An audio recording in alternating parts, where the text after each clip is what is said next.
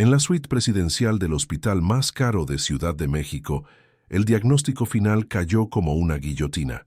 Es una falla multiorgánica de origen desconocido y progresión explosiva, dijo el especialista de Houston con la frialdad de quien anuncia una tormenta. A su hijo no le quedan más de 3 días de vida. El multimillonario Alejandro se desplomó en una silla. Su imperio de vidrio y acero se volvió repentinamente inútil ante la muerte inminente de su único hijo. Al otro lado de la ciudad, en un callejón sucio, un niño de la calle llamado Leo veía las noticias en un televisor de tienda y por los síntomas descritos reconoció el rostro de un viejo fantasma que se había llevado a su propia hermana años atrás. Leo, a sus 12 años, no era un niño de la calle cualquiera. Era el líder no oficial de un pequeño grupo de huérfanos, un pequeño general de la supervivencia, cuyos ojos habían visto más que la mayoría de los adultos. Su inteligencia era aguda, su percepción agudizada, por la necesidad de interpretar el peligro y la oportunidad en las caóticas calles de la Ciudad de México. Era un guardián, un protector, un estratega que convertía la basura en tesoro y la desesperación en un plan. Su vida era una lucha diaria por su próxima comida, pero su verdadera batalla la libraba contra las sombras de su propia memoria. La motivación de Leo fue una herida que nunca sanó. Años atrás, en un hospital público abarrotado, vio morir a su hermana menor de una enfermedad igualmente misteriosa y rápida. Los médicos, abrumados y con pocos recursos, se encogieron de hombros con impotencia, pero Leo, el único testigo constante junto a la cama, recordó un detalle que nadie más había notado: el olor. Un aroma extraño y dulce que emanaba de unas flores exóticas que un vecino bien intencionado había traído para alegrar la habitación. Ese aroma quedó asociado para siempre con la imagen de su hermana deteriorándose, consumiéndose, falleciendo. El recuerdo era un fantasma olfativo. El obstáculo de Leo era su propia invisibilidad. Para la ciudad era parte del paisaje, una cara sucia entre tantas otras, alguien a quien ignorar, o en el mejor de los casos, objeto de una caridad fugaz. Su voz carecía de peso, sus palabras carecían de credibilidad. Era un experto en supervivencia, un detective detallista, pero para el mundo formal, para los guardias de seguridad y los médicos de bata blanca, no era más que un desecho humano. Su mayor sabiduría, el doloroso recuerdo, que podía salvar una vida, estaba atrapada en un cuerpo que la sociedad había decidido no ver. El conflicto comenzó a desatarse cuando Alejandro, en un acto televisado de desesperación, ofreció una recompensa multimillonaria por cualquier información, cualquier pista, que pudiera salvar la vida de su hijo Mateo. La noticia se viralizó, una lotería macabra que atrajo la atención de charlatanes, curanderos y soñadores de todo el mundo. Para Leo, sin embargo, la recompensa no fue dinero, fue la confirmación de que la historia de su hermana se repetía, esta vez en un escenario de lujo. La oportunidad que vio no fue enriquecerse, sino buscar justicia, dar nombre al fantasma que lo atormentaba. Mientras los mayores expertos del mundo se reunían en laboratorios estériles, buscando un virus o una falla genética, la verdadera respuesta residía en el recuerdo de un niño sentado en un callejón. Sabía lo que estaba pasando, o al menos tenía la mayor sospecha del mundo. Pero, ¿cómo podría un pilluelo de la calle, sin nombre ni poder, romper la fortaleza de cristal y acero que protegía al hijo enfermo de un millonario? No sabía cómo, pero lo intentaría. La vida de un niño dependía de ello, y el alma de su hermana exigía que finalmente se dijera la verdad. La desesperación de Alejandro estalló en una última y grandiosa apuesta contra la muerte. En una conferencia de prensa improvisada a las afueras del hospital, con el rostro destrozado por el dolor, ofreció una recompensa multimillonaria por cualquier información, teoría o milagro que pudiera salvar a su hijo. La noticia corrió como la pólvora por todo el mundo, convirtiendo la tragedia de su familia en un espectáculo global. La oferta provocó una avalancha de respuestas. Científicos con teorías oscuras, curanderos con promesas místicas y charlatanes con falsas esperanzas, todos buscando una parte de la fortuna del hombre más desesperado de México. La mansión y el hospital estaban asediados, pero la verdadera respuesta no se encontraba en ninguna de esas voces. En su callejón, Leo veía la rueda de prensa en el televisor de la tienda. El dinero no significaba nada para él. Lo que le impactó fue la descripción de los síntomas, la insuficiencia orgánica, la explosiva progresión. Era un eco exacto, una aterradora repetición de la semana en que perdió a su hermana. En ese momento, la sospecha se convirtió en certeza en su corazón. La historia se repetía, y él, el único testigo de la primera tragedia, era ahora el único que podía evitar la segunda. La recompensa no era el premio, era la invitación del destino a enfrentarse finalmente al fantasma que lo perseguía, a ponerle nombre y rostro al ladrón de vidas que actuaba en silencio. Impulsado por una urgencia que superó su miedo, Leo recorrió a pie el largo trayecto desde su humilde barrio hasta la exclusiva zona donde se alzaba el hospital. El edificio era una fortaleza de cristal y acero, un mundo de poder y riqueza que solo había visto en televisión. Con el corazón latiéndole con fuerza, se acercó a los guardias de seguridad de la entrada principal, hombres imponentes con uniformes impecables. «Por favor, señor», dijo con voz débil y nerviosa, «necesito hablar con el padre del niño enfermo. Creo que sé qué le pasa». La reacción fue la que temía, una risa burlona. «Sal de aquí, chico», dijo uno de los guardias, empujándolo a un lado. «Este no es lugar para mendigos». Rechazado, pero no derrotado, Leo pasó horas observando el hospital, estudiando sus ritmos, sus entradas y salidas. Su astucia le decía que la puerta principal pertenecía a los poderosos. Su única oportunidad sería a través de las grietas del sistema. Esperó cerca de la entrada de servicio, y cuando vio a una enfermera salir a descansar, se acercó a ella, con su historia ya ensayada. «Señora, por favor, mi hermana murió de lo mismo. Son las flores. El veneno está en las flores». La enfermera, cansada y abrumada, miró la cara sucia del niño y lo despidió.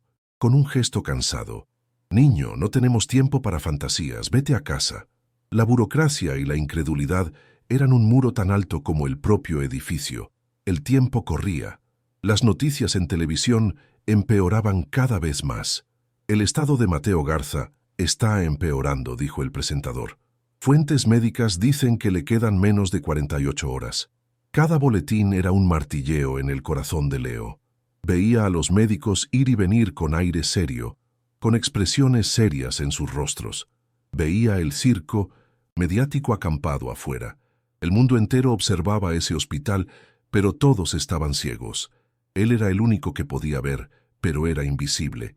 La frustración de saber la verdad y no poder decirla era una tortura, una repetición de su impotencia ante el lecho de muerte de su hermana. Regresó a su callejón, derrotado. Por un instante, la desesperanza lo invadió. ¿Qué podía él, un chico de la calle, hacer contra el sistema? Pero entonces, la imagen del rostro de su hermana en sus últimos momentos volvió a él con venganza. Había permanecido en silencio entonces, demasiado pequeño para comprender, demasiado impotente para actuar. Pero no ahora. El dolor de ese recuerdo se transformó en una nueva y peligrosa determinación. Si no podía entrar por la puerta, si nadie oía su voz, entonces tendría que encontrar otra manera, una manera que solo conocían los chicos que vivían en los tejados y en las sombras de la ciudad. Rechazado por todos, pero con la verdad ardiendo en su corazón, Leo no se rinde. Si admiras la valentía de este pequeño ángel guardián, dile: «Dios ilumina el camino de este niño para bendecir su misión». Con la noche cayendo sobre la Ciudad de México y menos de 24 horas restantes en el reloj de vida de Mateo, Leo tomó una decisión. Las noticias informaron que el niño estaba conectado a un respirador artificial. Era ahora o nunca. Regresó al hospital, pero esta vez no fue a la entrada. Fue a la parte de atrás, al laberinto de tuberías de servicio, escaleras de incendios y conductos de ventilación. Miró hacia la torre de 15 pisos, una montaña de concreto, y como un escalador urbano en su misión más sagrada, comenzó a escalar. La subida fue una plegaria silenciosa, recitada con manos y pies. Leo se movía por las tuberías con la agilidad de un animal urbano, Cada metro una pequeña victoria contra el tiempo. Su miedo a las alturas se vio eclipsado por el miedo, mucho mayor, al fracaso. Al llegar a la cornisa del piso 15, con el corazón latiendo con fuerza, se arrastró hasta la ventana de la suite presidencial, y entonces la vio. La habitación estaba inundada de flores, arreglos exóticos y caros, y en el centro de todo, en un jarrón de cristal junto a la cama de Mateo, estaba ella, la orquídea perfumada de pétalos violáceos, la misma flor, el mismo fantasma de sus pesadillas. La sospecha ya no era una sospecha, era una certeza. Con sus manos sucias y temblorosas, golpeó el cristal. El sonido apagado bastó para sobresaltar a Alejandro, quien estaba sentado junto a la cama, sosteniendo la mano flácida de su hijo en una silenciosa despedida. Al ver el rostro de un niño desconocido en la ventana de su santuario de dolor, a más de 50 metros del suelo, su primera reacción fue de asombro e incredulidad. ¿Cómo? La seguridad del hospital se activó de inmediato. Los guardias corrieron por los pasillos con la alarma de una grave violación resonando. Alejandro vio a los guardias de seguridad acercándose por la puerta abierta, listos para sacar a la fuerza a esta aparición imposible de su ventana. Leo vio acercarse a los guardias. Sabía que solo tenía unos segundos. Apretó la cara contra el frío cristal, con la mirada fija en Alejandro, intentando transmitir la urgencia, la verdad, a través de la barrera. Y entonces usó toda la fuerza de sus pulmones, todo el dolor de perder a su hermana, toda la frustración de ser ignorado, y gritó, con la voz distorsionada por el cristal, pero las palabras claras como una alarma en medio del inenasí. Caos. Son las flores. El veneno está en las flores. Este es el momento de la fe. Un padre desesperado lo apuesta todo a la palabra de un desconocido. Si este acto de fe irracional te conmovió, deja tu me gusta como amén a esta decisión. Bendigamos la esperanza de este padre con tu me gusta. La acusación fue tan extraña, tan específica, que atravesó la nube de dolor de Alejandro. La desesperación en los ojos del chico era demasiado real para ser mentira. ¿Por qué un niño de la calle arriesgaría su vida trepando un edificio para gritar por flores? En un acto de fe irracional, nacido de la desesperación de un padre sin nada que perder, tomó una decisión, en contra del consejo de los médicos, en contra de la lógica, en contra de todo, menos de su intuición de que esta era su última y más improbable oportunidad. Un padre con el corazón roto decidió apostarlo todo a la palabra de un desconocido. «¡Llévense todo!», gritó Alejandro al equipo médico, con una voz atronadora que paralizó a todos. «Quiero que cada planta, cada flor salga de esta habitación ya». Los médicos protestaron, llamándolo irracional, diciendo que el estrés podría ser el golpe de gracia para Mateo. Pero Alejandro se mantuvo firme. En un frenesí de obediencia, enfermeras y guardias de seguridad comenzaron a arrancar los costosos arreglos florales de la habitación, transformando la lujosa suite en un escenario de devastación, vaciándola de la belleza que, tal vez, era la fuente misma del veneno. Durante horas nada cambió. La habitación, ahora estéril y sin flores, permaneció en silencio, interrumpida solo por el monótono sonido de los monitores. Los médicos miraron a Alejandro con lástima, convencidos de que su dolor lo había vuelto loco. Pero entonces lentamente comenzó el milagro. Uno de los monitores, que mostraba su saturación de oxígeno, subió un nivel. La fiebre, que había ardido sin parar, bajó 1/10 de grado. No fue una cura, sino una pausa en la caída libre. El avance explosivo de la enfermedad se había detenido. El veneno había sido eliminado, y la vida, temblorosa y frágil, comenzó a contraatacar. El grito de Leo en la ventana no fue el final de la historia, fue el comienzo de la cura. Al eliminar el veneno floral, la enfermedad detuvo su avance. Los médicos, ahora con una pista real, analizaron las flores y confirmaron las sospechas de Leo. No se trataba de un virus ni de una enfermedad genética, sino de una anafilaxia masiva y atípica al polen de una orquídea rara y exótica, la misma que años antes había matado silenciosamente a la hermana de Leo en un hospital público sin recursos para investigar. La verdad, sacada a la luz por el recuerdo de un niño de la calle, conmovió a la ciencia y salvó una vida. Mientras Mateo emprendía su lento regreso tras el borde de la muerte, Alejandro tenía una nueva y singular obsesión: encontrar al niño. El héroe que había escalado 15 pisos había desaparecido en la confusión, liberado por guardias de 1906, seguridad que lo habían descartado como un simple criminal. En los días siguientes, Alejandro, transformado, abandonó su sala de conferencias y se adentró en las calles de la Ciudad de México. No envió a sus abogados. Fue él mismo, mostrando la foto del rostro de Leo, tomada por la cámara de seguridad, a vendedores ambulantes y a otros niños de la calle, siguiendo el rastro de su ángel guardián anónimo. Lo encontró en un callejón, compartiendo un trozo de pan con los demás huérfanos que protegía. Al ver acercarse al hombre rico, los demás niños retrocedieron asustados, pero Leo permaneció de pie, con una dignidad que no le correspondía. Alejandro se acercó, no con la arrogancia de un millonario, sino con la humildad de un deudor. «Te he buscado por todas partes», dijo con la voz entrecortada. «Salvaste la vida de mi hijo. La recompensa es tuya. Tu vida y la de tus amigos cambiarán para siempre». Leo lo miró, y en sus ojos no había emoción por la riqueza, sino la paz de una misión cumplida. «No lo hice por dinero, señor», dijo con la sencillez de un alma vieja. «Lo hice por mi hermana». En ese momento, Alejandro comprendió que el dinero era una pequeña recompensa por la grandeza de aquel muchacho. Vio en Leo no solo a un héroe, sino a un hijo, un líder, un guardián, y supo que lo que necesitaba ofrecer no era un cheque, sino una familia. En un acto que impactó al propio Leo y a todos los que lo rodeaban, Alejandro se arrodilló ante el pilluelo, poniéndose a su altura. «Me devolviste a mi hijo, Leo. ¿Cómo puedo darte dinero y marcharme? Perdí a un hijo y casi pierdo al otro. Y tú no tienes a nadie». Respiró hondo, haciendo la propuesta más importante de su vida. «La recompensa no es suficiente. Quiero más. Quiero que vuelvas a casa. Quiero que seas mi segundo hijo». Semanas después, Mateo está en casa, débil pero recuperándose, con un nuevo hermano a su lado.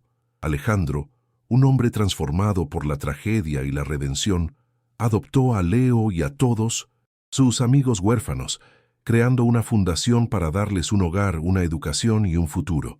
La mansión, antaño un lugar de silencio y duelo, ahora resuena con las risas de los niños que han encontrado una familia. La recompensa multimillonaria no fue para una sola persona, sino que se convirtió en la semilla de un nuevo comienzo para muchos. La escena final, meses después, muestra a Alejandro en un parque, empujando a sus dos hijos, Mateo y Leo, en un columpio. Son hermanos, unidos no por la sangre, sino por un milagro nacido de la memoria y la valentía. El niño de la calle que hizo lo imposible no solo salvó una vida, encontró un padre, un hermano, y le enseñó a un multimillonario que la sabiduría más valiosa a veces no se encuentra en un laboratorio, sino en la memoria de un corazón leal que se negó a olvidar. ¿Crees que un acto de valentía puede cambiar el mundo? Deja tu comentario, dale a me gusta y comparte. Semanas después, Mateo está en casa, débil pero recuperándose, con un nuevo hermano a su lado. Alejandro, un hombre transformado por la tragedia y la redención, adoptó a Leo y a todos sus amigos huérfanos, creando una fundación para darles un hogar, una educación y un futuro. La mansión, antaño un lugar de silencio y duelo, ahora resuena con las risas de los niños que han encontrado una familia. La recompensa multimillonaria no fue para una sola persona, sino que se convirtió en la semilla de un nuevo comienzo para muchos. La escena final, meses después, muestra a Alejandro en un parque, empujando a sus dos hijos, Mateo y Leo, en un columpio. Son hermanos, unidos no por la sangre, sino por un milagro nacido de la memoria y la valentía. El niño de la calle que hizo lo imposible no solo salvó una vida, encontró un padre, un hermano, y le enseñó a un multimillonario que la sabiduría más valiosa a veces no se encuentra en un laboratorio, sino en la memoria de un corazón leal que se negó a olvidar. ¿Crees que un acto de valentía puede cambiar el mundo? Deja tu comentario, dale a me gusta y comparte.